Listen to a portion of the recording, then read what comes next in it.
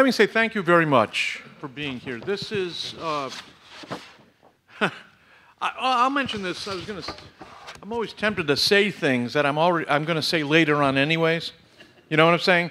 And then, so I'm tempted to go there, but I think I'll just pause for a minute and collect my thoughts. Oh yes, this is one thing for certain. There should be 3-page outline, just a summary of what we talked about last time, including what was said, what you brought up at the close of the session 2 weeks ago, where I asked, can we locate this crisis of manhood in our own interior struggle, or our immediate and extended family, or the workplace, or society at large? And there are many very astute points made. And what I want to do today is something similar at the end, not only open it for questions, but also to open it for some reflection upon our own experience. And one of the things I'll be asking at the end of this presentation today will be, what are those attributes of manhood that our culture, that is popular American culture, what is it that men are supposed to be, as you understand it? I'm not asking you for a biblical or Catholic or Christian normative vision of what it means to be a man, but I'm asking you, just as you look around in America today, as you go to work or talk to your relatives, what does it mean to be a man? So that'll come up at the end of this presentation. All right. Last week, there were a few points that were made, and I hope with some clarity, and that is, first of all, make a distinction between gender and sex. There is a difference, and sometimes I've noticed Christians pretend as though there were no difference, and what I was trying to get across last week is, look, we all know there is a difference, because when we were in adolescence, we all know those boys who were becoming men and those boys who are remaining just boys. You can be a male. That doesn't necessarily mean you're going to become a man. And the Jewish people have this very nicely done when they use the word mensch. He's a real mensch. He's a man. That's not just a male. They're saying something about character there, not just biology. We also raised the question, are we undergoing a crisis of manhood today? A lot of time is spent on that. I'll bring it up again today. But the key thing is, whether or not objectively there's a crisis of manhood, I happen to think there is. But even if there isn't, sociologically speaking, we still have the responsibility of turning boys into men. So in a certain sense, it's irrelevant, because the responsibility remains the same. And then also, last time we were together, we looked at some of the ways that modern American culture erects many barriers to the flourishing of manhood. We looked at the absence of fruitful work, a redefinition of father, redefinition of faith. And then I asked if we could identify this crisis of manhood in our own experience interiorly, or with our family, or our extended family, or in the workplace, or in society at large. There is, and so let me pick up here on the question, is there right now a crisis in masculinity, a crisis in manhood? I think there is. Certainly the prima facie evidence in pop culture, I think, is obvious. Mary Louise Parker is known for her portraying Nancy Botwin in Showtime's television series Weeds. She got a Golden Globe Award for Best Actress in 2006. She's never been married, but at last count has 2 children, one from a previous relationship, one adopted. And a man once asked her if being a mom meant that the 2 of them, that is this guy and her, would not be able to go out alone together very much. And Parker said, well, yeah, that's exactly what it means. It means you come forth, because it's my kids first, my job second, my family third, and you come forth, fellow. Now, men, we see this in Hollywood sitcoms, men are often seen as superfluous. They're no longer the you know, this is for the purpose of popular American storytelling. Men are no longer respected providers and protectors. They're nice buffoons. Now, I want to ask a question. Can anybody name a sitcom from 1970 forward that depicts a strong, responsible, intelligent father figure? I mean, we've got what? Bill Cosby? Yeah, Cliff Huxtable. That's the one I came up with. Must be others, right? You would think. 1970 is a long way back. I just got out of high school the year before. So can you think of a single American sitcom which portrayed, other than Cliff Huxtable? Magnum P.I. Magnum P.I.? Okay. And that's a sitcom. Well, it's not a sitcom, though, right? I mean, what is that, a short drama? Yeah. Like the police drama. Or that, Yeah. Yeah. Brady Bunch. That's true. Brady Bunch was, that's true. That's been since then. You know Robert Reed is homosexual, though. Very good actor. Always a mixed bag these days. Anyways, the fact that we have to scratch, another one? Well, different strokes, and possibly home improvement.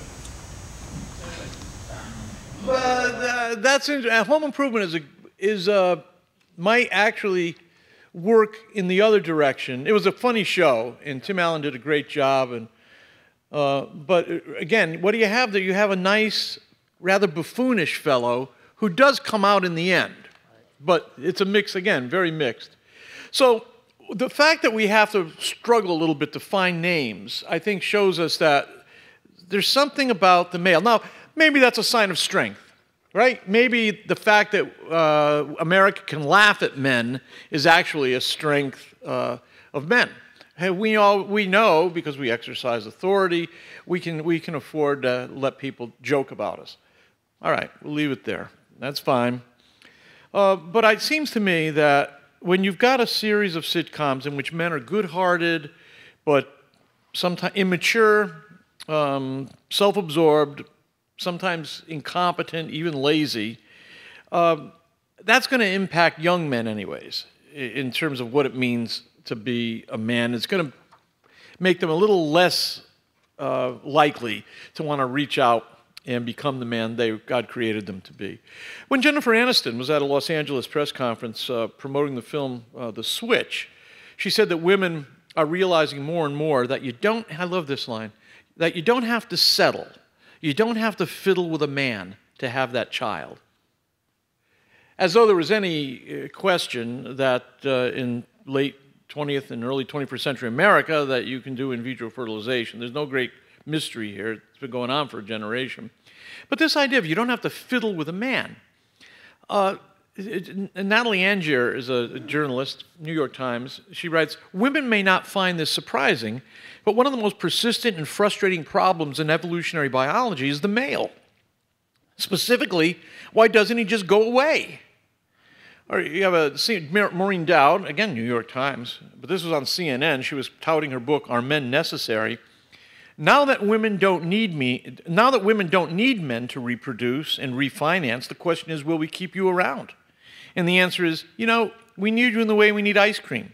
You'll be ornamental. Lisa Belkin, New York Times again. "We are standing at a moment in time when the role of gender is shifting seismically. At this moment, an argument can be made for two separate storylines. The first is the retreat of men, as this is becoming a women's world." Again, the title of the article, Are Men Necessary? In The Atlantic, "Are Fathers Necessary?" Pamela Paul. "The bad news for Dad is that despite common perception, there's nothing objectively essential about his contribution." Okay, well, look, we come forth, why fiddle with a man? Why don't you just go away? Why do we keep you around? Now, I just want you to think for a minute here. Let's just flip the statement. Let's think about what happens if we made the statement that Natalie Angier made like this. "Men may not find this surprising, but one of the most persistent and frustrating problems in evolutionary biology is the female. Specifically, why doesn't she just go away?" Or we'll say Mike Dowd with his 2005 book, Are Women Necessary? Now that men don't need women to reproduce and refinance, the question is, will we keep you around? And the answer is, you know, we need you in the way we need ice cream. You'll be ornamental. Or take the Lisa Belkin statement, flip that. We're standing at a moment in time when the role of gender is shifting seismically. At this moment, an argument can be made for two separate storylines. The first is the retreat of women as this becomes a man's world. Or the Atlantic, our mother's necessary. The bad news for mom is that despite common perception, there's nothing objectively essential about her contribution. You know, I think about what would happen if statements like that were made. There'd be an outcry that women were being given the short end of the stick, right? But in popular culture, you can say most anything you want about fatherhood or manhood and pretty much get away with it. I think it's fair to say that, you know, there's prima facie evidence that there has been a demoting of the male in our popular storytelling. There's a number of books. Some of those quotes come from a book by Susan Ventnor called The War on Men. There's another one called The End of Men and the Rise of Women. Another one, Manning Up, How the Rise of Women Turns Men into Boys. Another one, Are Men Necessary? Another one, What is a Man? There are a lot of cultural forces that have contributed to the sexual revolution. And this question about the nature of manhood is part of that sexual revolution. Don't make the mistake of identifying that with feminism, though. This is a mistake that we make all the time. Feminism is not to blame for launching the sexual revolution, and we sound goofy if we blame feminism for the woes of the American family and the decline of motherhood. Look, feminism was not, in my mind, a positive force, but it's only one strand in the noose that hung traditional sexual norms. Usually things change in culture before there's an ideology rationalizing those changes. And this is exactly what happened with feminism. Let me remind you a few dates here, just to keep this in mind for your own arguing in the world. Playboy was already out and selling hotcakes 10 years earlier than the rise of modern American feminism. You had in December of 1953, Playboy publishes its first issue with an iconic photograph of Marilyn Monroe. She's the centerfold. It didn't shock America. She was called the sweetheart of the month, not the playmate of the month. And 20th Century Fox, when it was published, was wondered if Marilyn Monroe's career would be ruined as a result of this. I mean, she had these photos, these nude photos came from 1948 or so, when she was a struggling actress, didn't have any money. And so what Marilyn Monroe did is she simply told the world, well, yeah, these nude photos are from when I was a struggling actress. People loved her. And she ended up, of course, being one of the top 10 money-making women in Hollywood. That's 1953. Before that, 1948, you had the Kinsey Report on the male, sexual behavior in the male. That's 1948. And that was, again, a major reminder to the American people that people are engaging in all kinds of sexual activity, and they're doing it a lot more than I am. 1953, the Kinsey Report on Women came out. 1956, Peyton Place was published. 8 million copies sold. It titillated the public about sexual life in small-town America. All these things are under the surface, you know, but we're gonna bring them out. They didn't make the TV show until the 1960s, but that was 1956. The book came out. 1958, they released Vladimir Nabokov's book Lolita, the story of a middle-aged man who has an affair with a girl in her teens. It was a bestseller. The next year, a judge allowed the publication of D.H. Lawrence's Lady Chatterley's Lever. The book went back to 1928, but it had been banned as pornographic. And by the end of the 1950s, that thing is selling. It's a bestseller. I want to point something out here, too. There's another thing in your public presentations as you talk to people. At this time, the movie industry wasn't going in that direction. The movie industry was very different from the literary world. And the reason for that is the Catholic Church. The Catholic Church, especially the Legion of Decency, but also with help from the Protestant Film Commission, worked with Hollywood to help establish the Hays Code and to try to keep American movies fairly tame. This ended by the mid-60s, by the way, before the rise of modern American feminism. Catholics were out in Hollywood. They were gone. So vastly more important than Playboy or Lolita or Lady Chatterley's Lever is the pill. And the pill's approved in 1960, and it begins being pushed by Searle, 60, 61, 62. By 1964, 1/4 of all couples using birth control are using the pill. So the pill's a way of life before modern American feminism comes on the scene. So American mores and the social and sexual ethos that many of us grew up in was already changing radically by the time of before the 1960s began. Betty Friedan's Feminine Mystique, which is kind of the Magna Carta of modern American popular feminism, that's not published until 1963. 10 full years after Hugh Hefner establishes Playboy.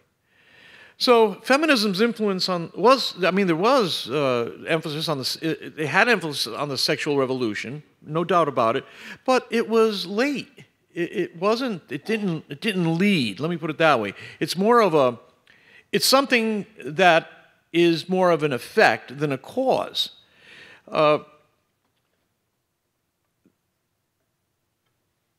Today I've noticed, and I'm actually surprised at how sexually aggressive young women appear to be, and the initiative that they take, the boldness they take in talking about men and pursuing men. If the reports in the magazines and newspapers are any indication, certainly that has changed. That's one major change.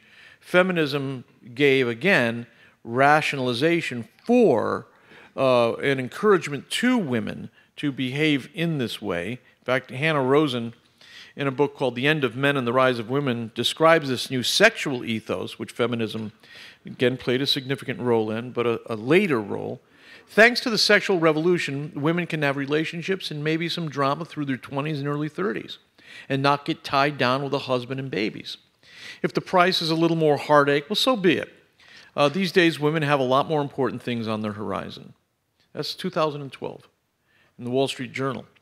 Steve Harvey wrote a book called Act Like a Lady, Think Like a Man, and he puts it this way. Look, if you've got your own money, your own car, your own house, a Brinks alarm system, a pistol, and a guard dog, and you're practically shouting from the rooftops that you don't need a man to provide for you or protect you, then, men are going to see no need to keep coming around. What in the world do you need us for if you have all that already? Now, some people might react to that statement, but in fact, as we're going to see today, you look all over the world, and there are three things that are characteristic of men.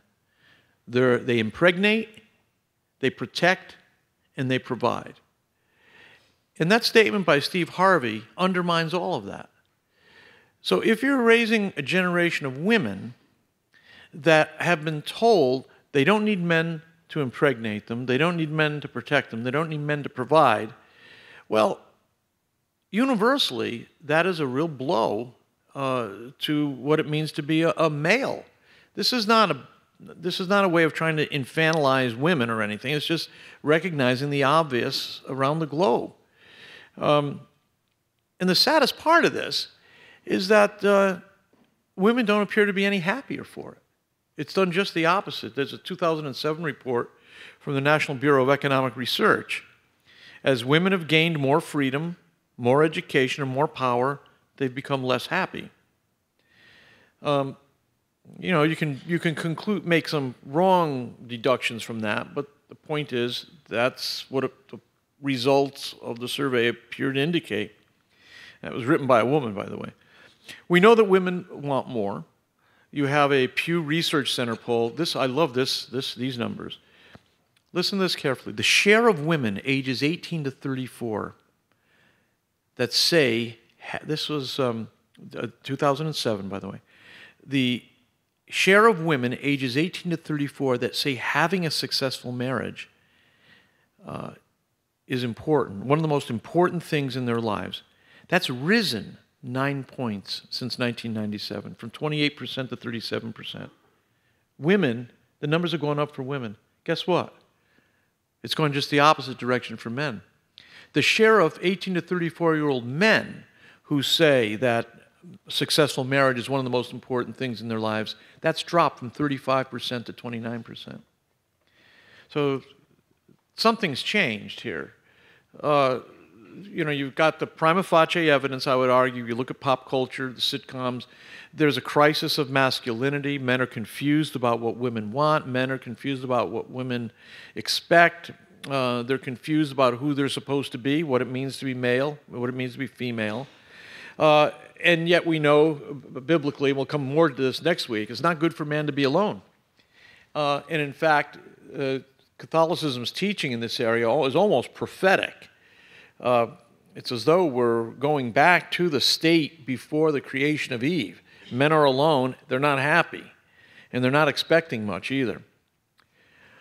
So even if you discount all that I just said and say, well, we can explain all this away, there's no crisis of masculinity, fine.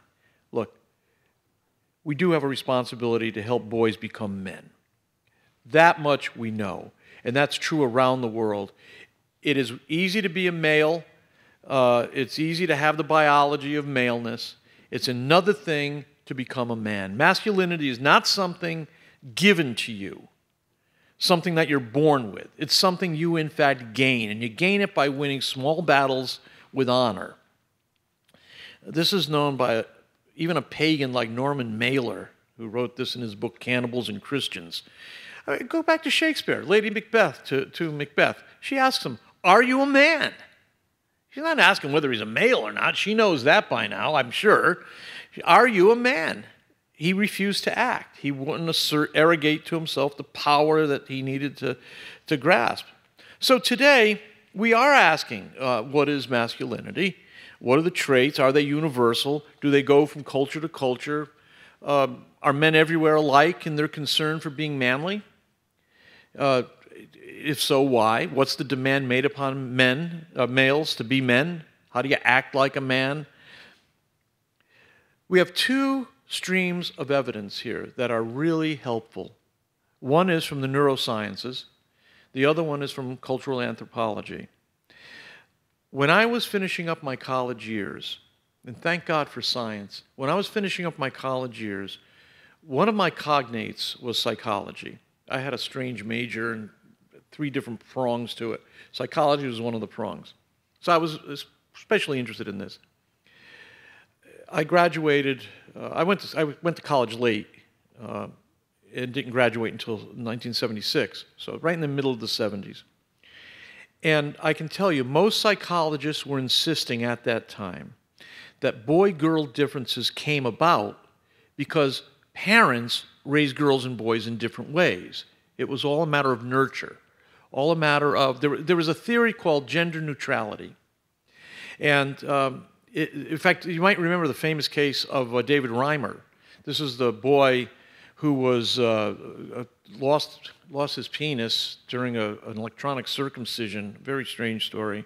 He was raised as a girl under the influence of a Johns Hopkins professor, John Money, a very influential guy who was a champion of gender neutrality. Anyways, this poor boy ended up committing suicide. It's a scandal. If you ever get a chance, see the documentary.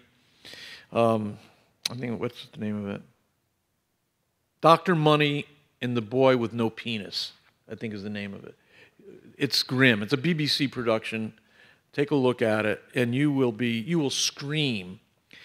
I have a great deal of respect for academia. I want you to know that, and it frequently does correct itself, but at times it's amazingly thick and dense, and this is an example of it. For 30 years, it was thought that there was nothing innate about manhood or womanhood.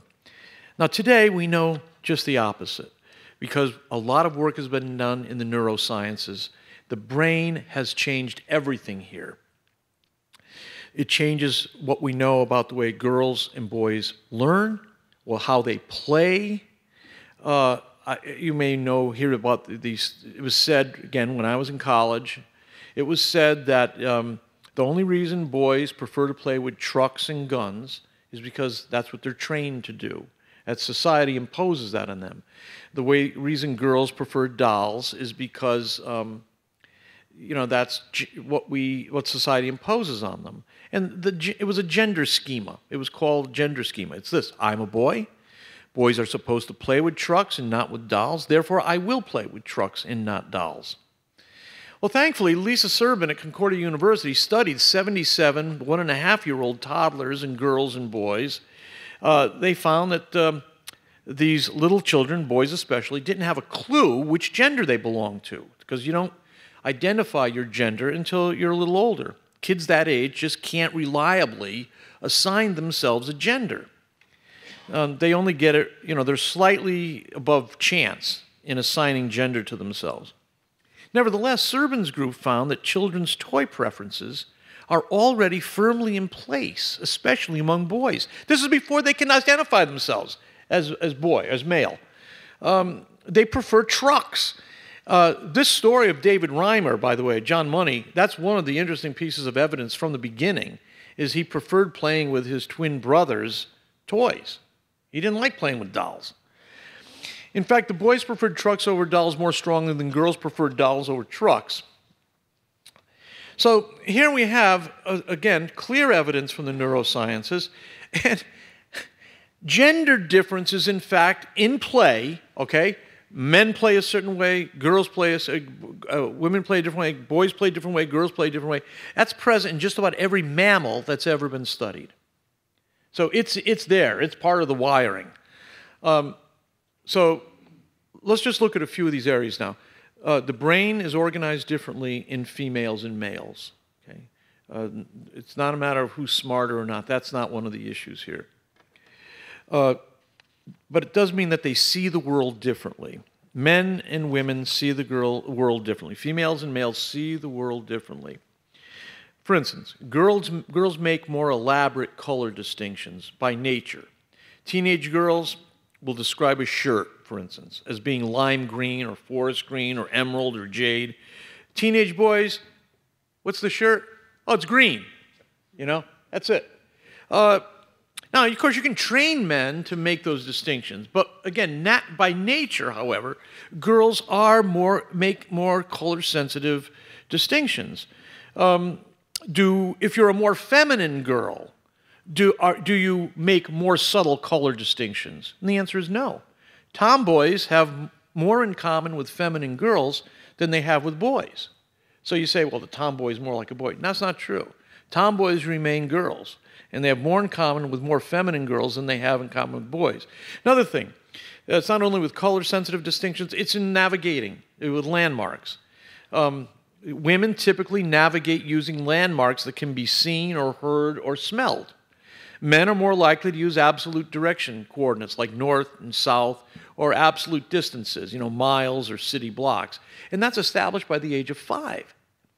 So you've got them, they play differently, they see the world differently, they describe emotions and process emotions differently. Negative emotional activity in response to disturbing images is localized in young people in a primitive area deep in the brain. Okay, I don't know a lot about this. I'm repeating what is in the books, but it's a stupid thing to ask a 7-year-old to tell you why he's feeling sad or distressed, because the part of the brain that does the talking is up in the cerebral cortex, and it has very few direct connections to the part of the brain where emotion is occurring. In adolescence now, when they get older, a large fraction of the brain activity that's associated with negative emotions moves up to the cerebral cortex. That's the same area where you get your higher cognitive functioning, your reasoning, your language, reflection. But guess what? That change occurs only in girls. It doesn't occur in boys. In boys, the locus of brain activity associated with negative emotions is still stuck there in that more primitive region of the brain. There's no change associated with maturation. So asking a 17-year-old boy, like asking a 7-year-old boy to talk about why he's feeling miserable, is not very productive. It's not much more productive than asking the 7-year-old boy. Girls, on the other hand, find that more easily. Now, boys can learn this. It just takes more effort. I'm talking here about what happens, quote, naturally. So they play differently, they see the world differently. They process emotions and talk about emotions differently. Fourthly, boys are more risk-taking. Girls are less risk-taking. Girls are more risk-averse, as they say. In fact, this is something I just found out. Almost all the victims of drowning are male. Why is that? Because we're stupid. We push ourselves beyond what we consistently think we can do more than we can. We take risks. We do that. Now, of course, women can drown. They can fall out of boats. But if you look over the records, this is in a book called Why Gender Matters, by the way. Most victims of drowning are men. Boys applaud risky sexual behavior. You know, some of you might remember this from your adolescent years.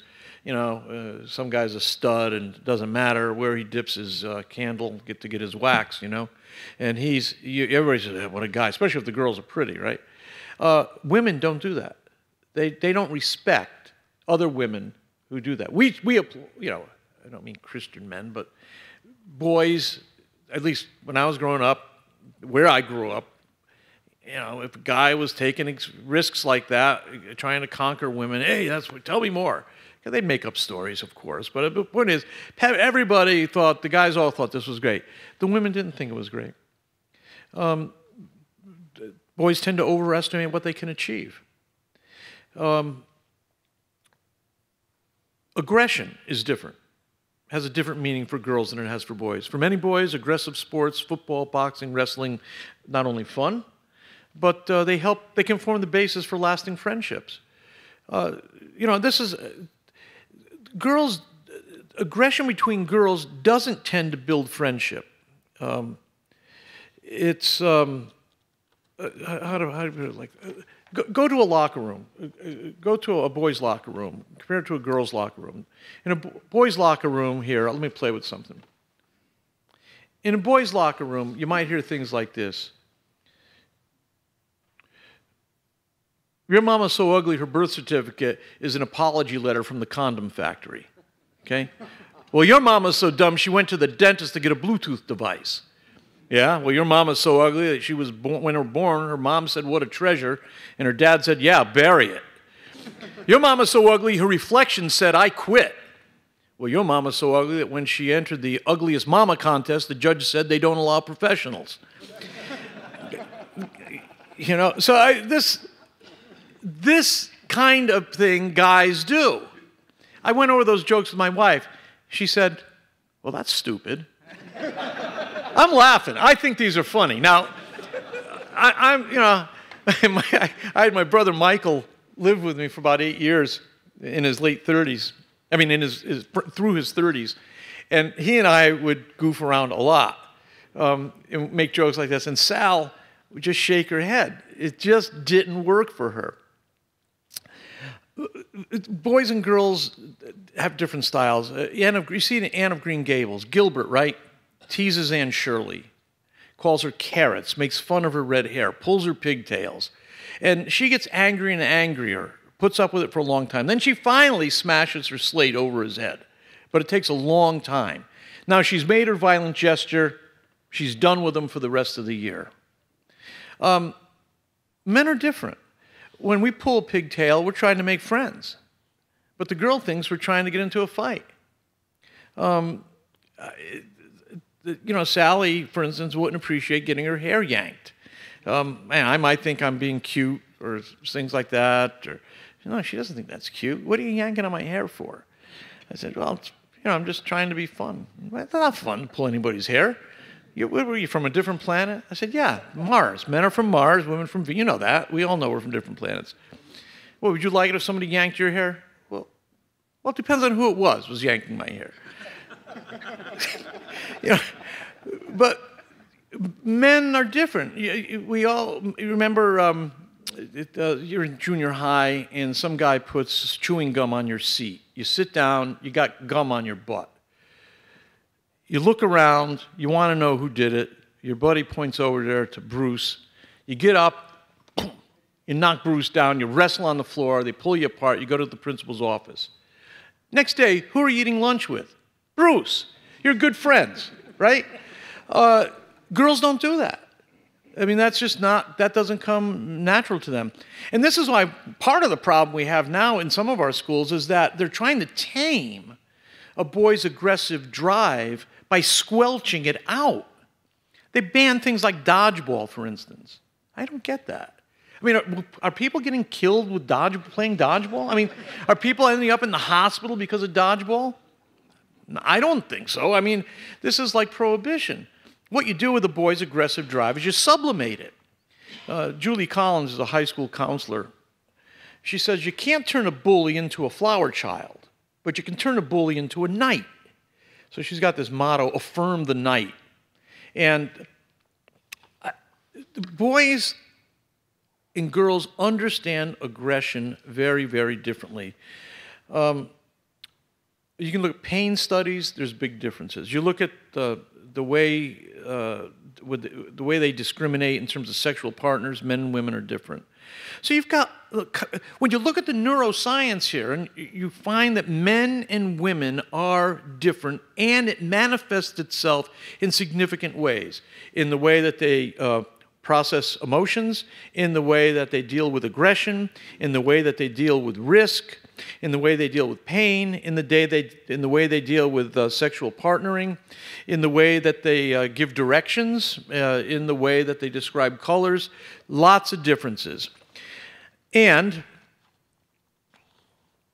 here's just a little tidbit here. I thought this was fascinating. Men, if they're asked, would you like to have 2 sexual partners this month instead of 1? 29% of men say yes. You ask women, would you like to have 2 sexual partners this month instead of 1? 4% say yes. You know, make of that what you will. But I think it runs back to lots, the way we're constructed. You know, women know more what's at stake in sexual activity because they bear it in their body. For men, it takes place outside of their body, but that's for next week. Go to cross-cultural studies. Do these things hold true? What time are we looking at here? We've got about 7 more minutes. Okay. Before 7. Okay. What time do we have to break? Well, we usually end at 7. We end at 7. Okay, let me wrap this up then. Let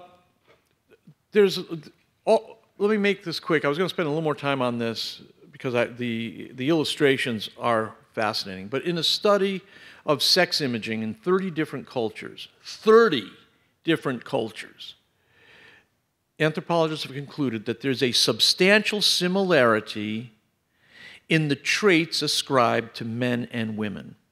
This doesn't mean, you know, in every culture you see a Westerner struggling to get out.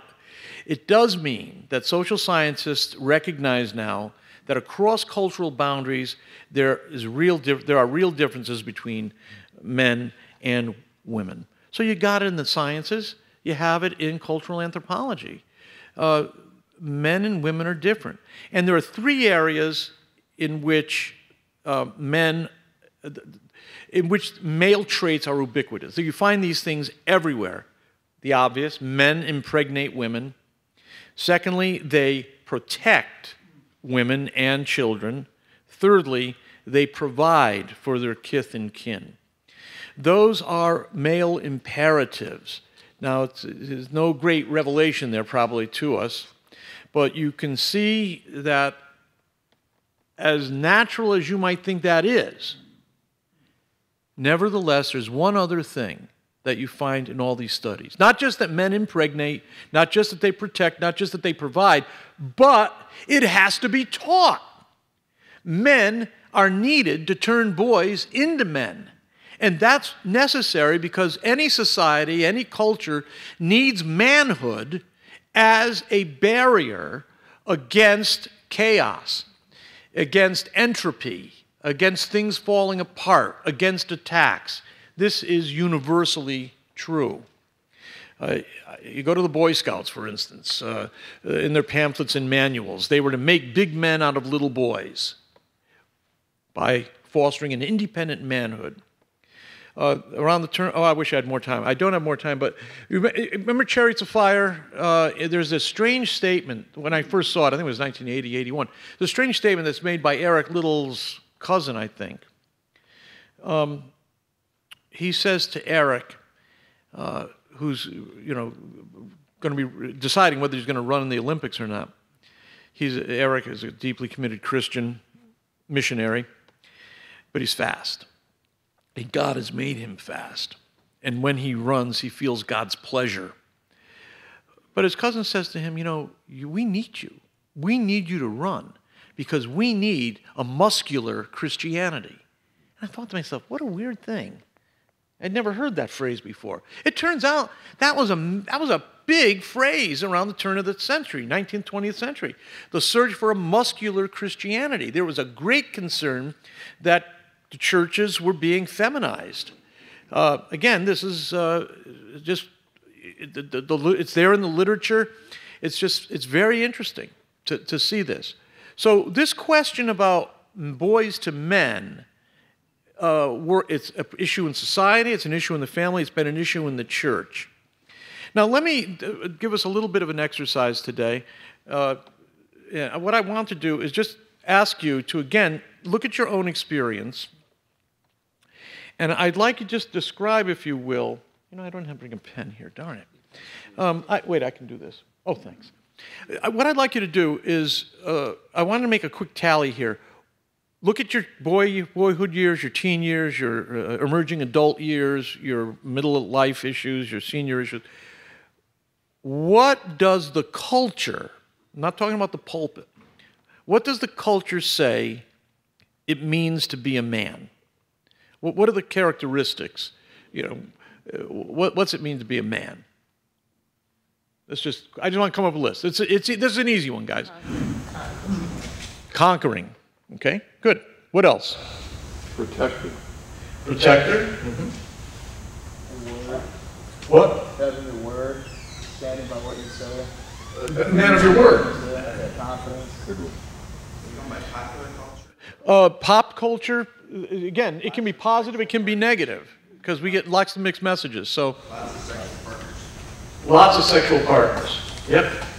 I know in my family at least, of course I'm your generation, but I was taught to be a gentleman. Gentleman. There's a vision of the gentleman. What else?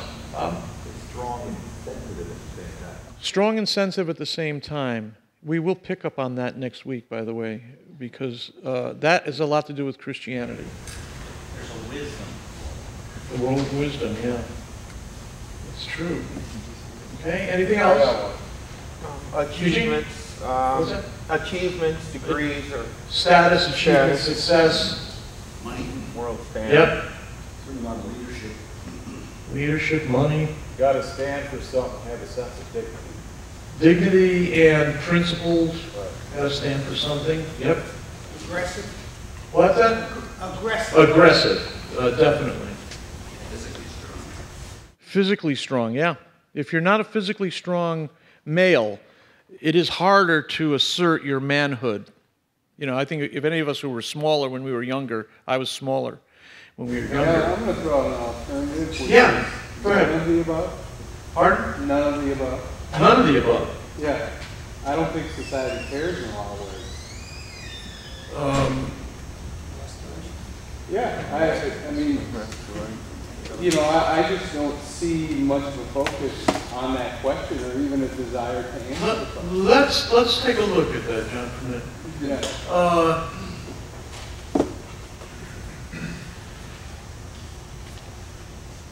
What would men be stigmatized for then? Let's take it from the negative side. What kind of behaviors would people say, what the heck? You're supposed to be a man? Being a player, complaining,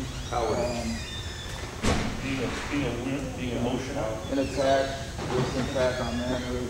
And I know, like in my generation, that it's more evident now than ever.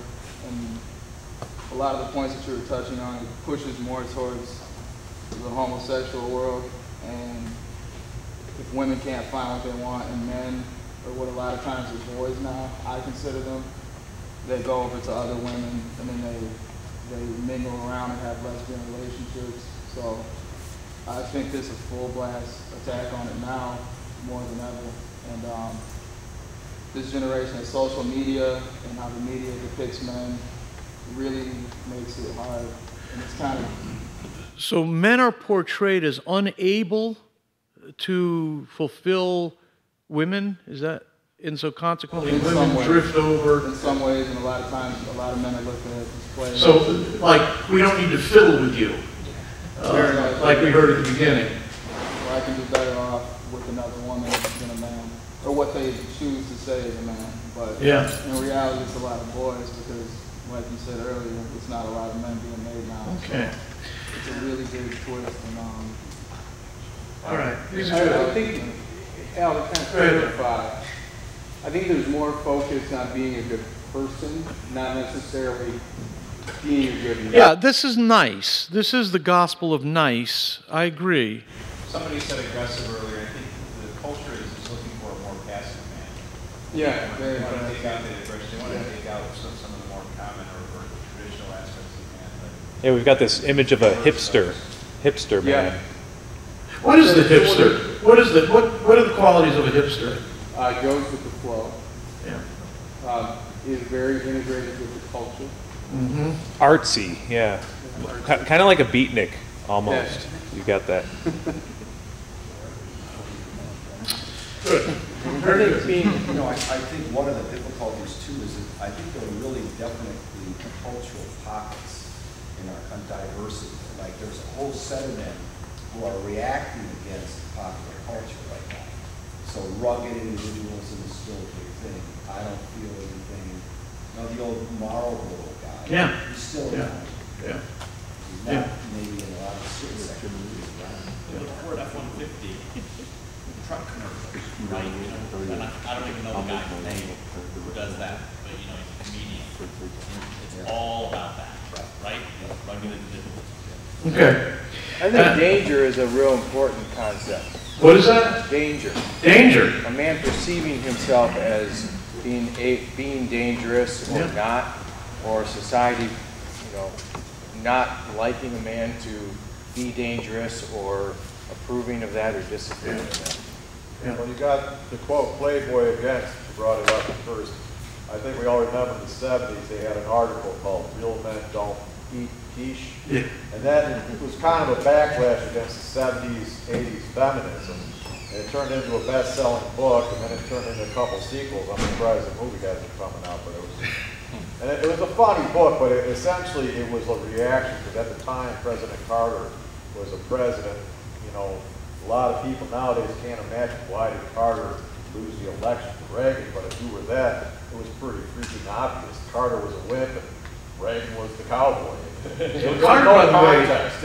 Even if Iran didn't take the hostages, it was really no contest. It was funny you should say that. I actually interviewed Jimmy Carter. And I interviewed him, and I asked him that question about losing the election. I thought he lost the election largely over the issue of abortion because Christians were becoming more politically active at the end of the 1970s. He rejected that. He rejected my explanation. He said, the reason I wasn't elected was because I wouldn't go to war. So he saw his rejection. He didn't use the word wimp, but he thought that Reagan beat him because Reagan was perceived as the man who would kick ass, and Carter wasn't. It's interesting you should say that because that's exactly the way he saw it too. Even he saw it that way. Listen, I know how late it is. I'm more than happy to hang around and talk and to bring up some of these questions, but I know people are doing what they have to do. So feel free to leave. Those of you who want to raise questions, I'm glad to be here. So. Thanks for coming, guys. Those of you who want to stay, just stay. We'll be back next week with Al to wrap up some of these things and talk more about them. So.